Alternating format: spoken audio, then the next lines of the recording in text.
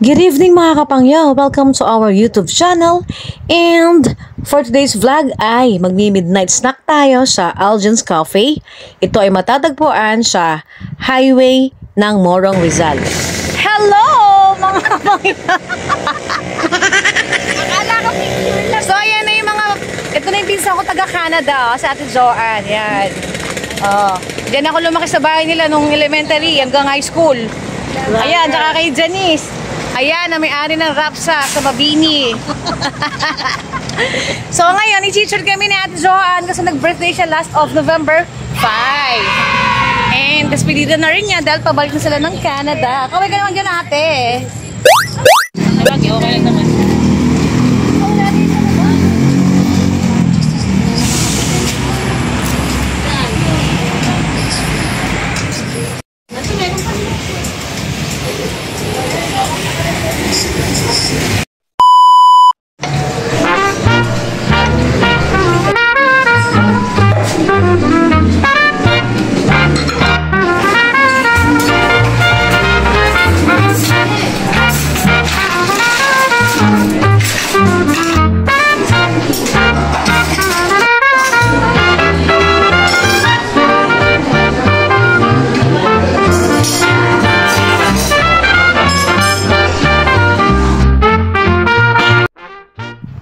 So, dito sa Algen's, meron silang mga breads and cakes. Siyempre, sa coffee shop, hindi naman mawawala mga cakes, di ba? Blueberry cheesecake, carrot cake, sans rival, chocolate cake. Actually, maraming cakes dito. But then, siyempre, masarap nga yung cakes nila dito. Kaya, ayan na lang yung naabutan namin. Ilang cakes na lang.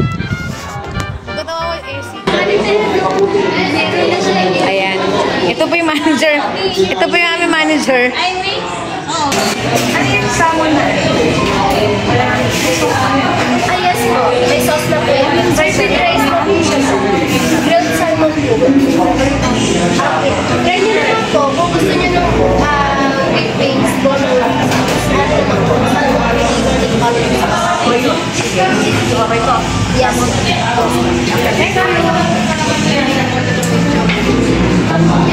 Ayan na, bumper.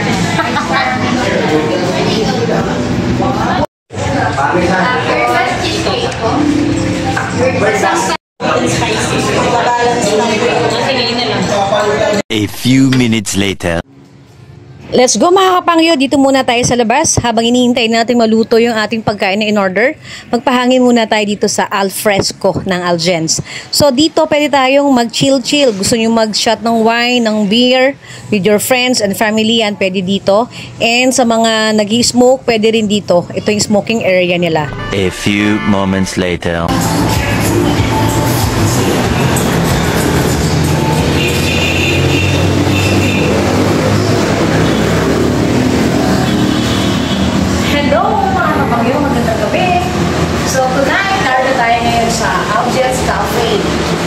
Sa Morong Highway ng Rizal.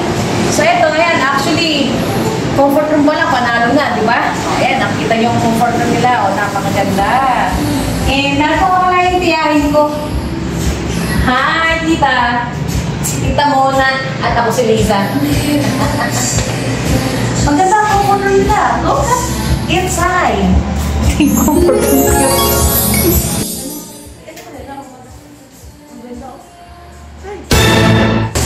Okay.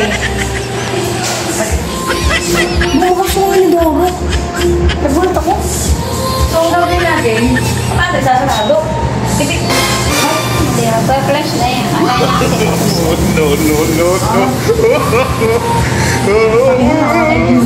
Teka lang.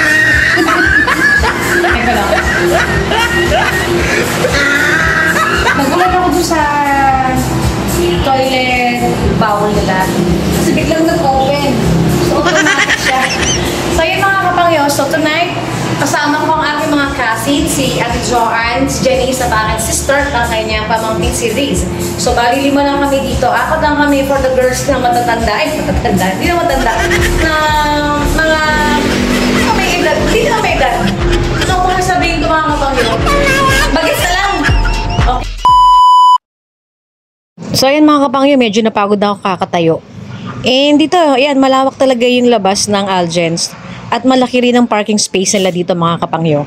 So, tara at ating ikutin tong Algens. Itutur ko kayo dun sa may, actually sarado kasi yung kanilang, yung kanilang event place. But then, ipapakita ko rin sa inyo mga kapangyo, yung mga gusto mag-celebrate dito ng mga birthdays, weddings, anniversaries, or kahit anong klaseng okasyon yan, pwede kayo dito. Malaki yung accommodation nila. I think magkakasya dito ang 200 to 300 na katao, included yung loob hanggang dito sa labas. Kasi meron silang event place dito mga kapangyo. And dito yan, pagka gusto nyo yung romantic yung place. And ito nga mga kapangyo, may dalawang bata na nagtitinda ng donuts.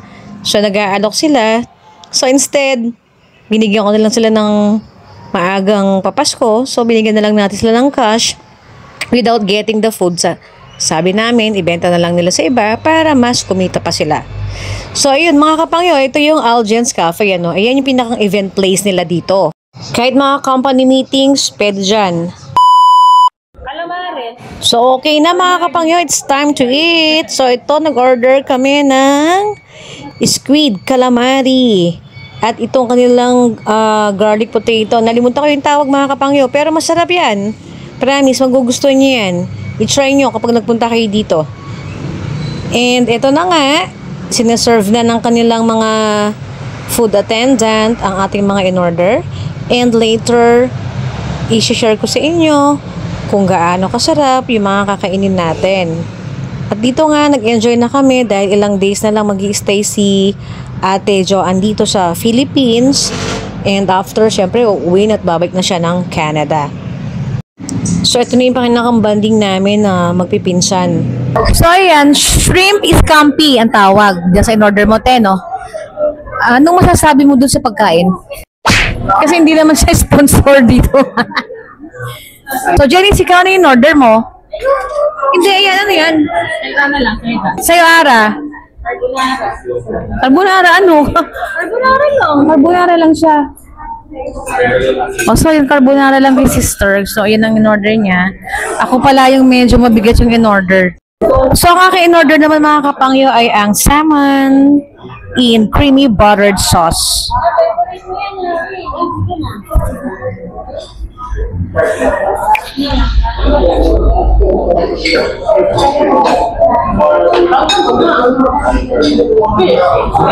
And I ordered cucumber juice. So actually mga kapangyo, cucumber lemon juice to. Hindi ko na pinalagyan ng lemon dahil nga ako ay naa-acid. So it's just a cucumber itself. So ito, nag-order din sina Ate Joanne ng chicken patties. St. Paddy's chicken. Oh, magiging santo kayo dyan mga kapangyo pag kumain kayo. Kaya yung mga devils dyan, kumain na kayo nitong St. Paddy's para maging santo tayong pare-pareho. Hindi ka na babae, yung bilis kumilos. Scary.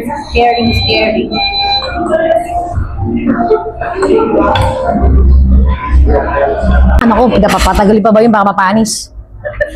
So ito na mga kapangyo yung salmon, Salmon in creamy buttered sauce. Tignan natin kung talagang siya, sarap. Here we go. Cheers!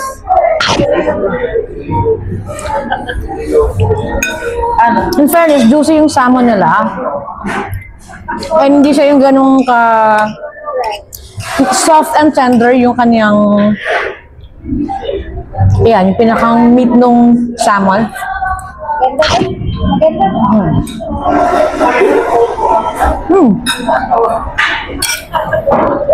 Masarap, okay ba? Naging saint ka na ba pagkain? Oo. So, ano masasabi mo sa kanilang St. Paddy's chicken? So good. Mas mahal ba yun kasi December, Kasi umuwi kami December, 2,000 something. Okay na. May pag November, hindi ganun ka, pero mahal din. Mahal din. Depende kung May mag-aan. So yung calamari nila mga kapangyo,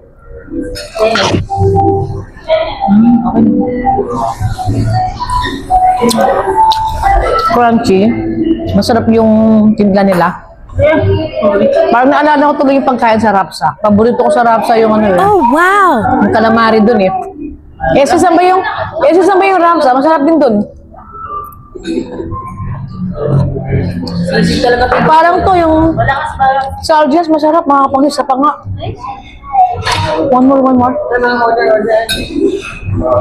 Malakas mo yung bigaon. Ay, bigaon. Ano? Crunchy talaga siya mga kapangyo. Sarap. Hindi rubberize yung ano ha, yung pusit nila. Yung pinaka-calamari, hindi siya rubberize. Soft and tender. And yung lasa niya, okay. So may i-rate ko ng 10 out of 10. Natutulog yan. So i-try natin mga kapangyo ito kanilang Saint Paddy chicken. And then i-dip natin sa ranch sauce.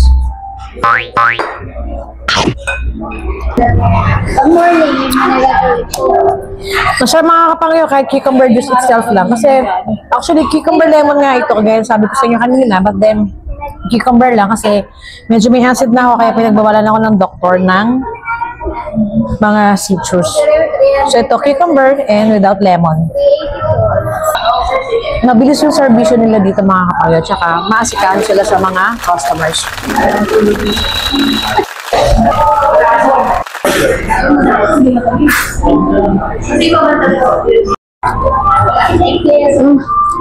Thank you!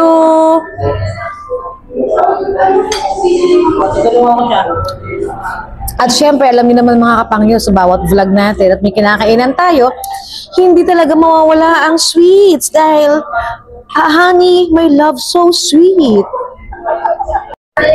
So mga kapangyo, ito ang very own cake ng Algen's. Marami silang mga cakes dito. Merong blueberry cheesecake, meron Zanzibar, meron silang Biscoff. Ayun ang bago nila na I think nakita ko ngayon dahil last time wala ako nakita Biscoff dito.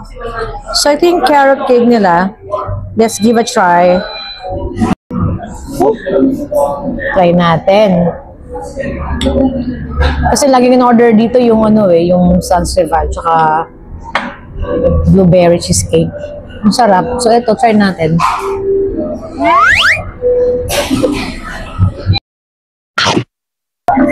Wait for it. So good. So good, so good. Kako natin.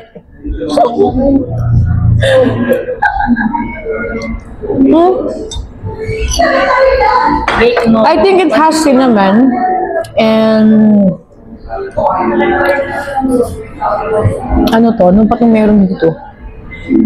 Parang may ano siya may walnut. Parang meron siyang walnuts. Walnuts, then raisins. It has walnuts, raisins, and cream. Plus, syempre, yung pinakang ano niya, carrot. Masarap siya mga kapangyo.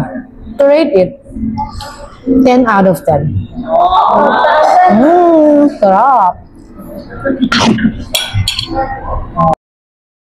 So, okay mga kapangyo, let's go home na. At tara tayo magpaalam sa mga staff dito ng Algen's, ang mga maaasikaso at mababait nilang staff. So, paano? Always remember to thank God, do good, and believe in yourself.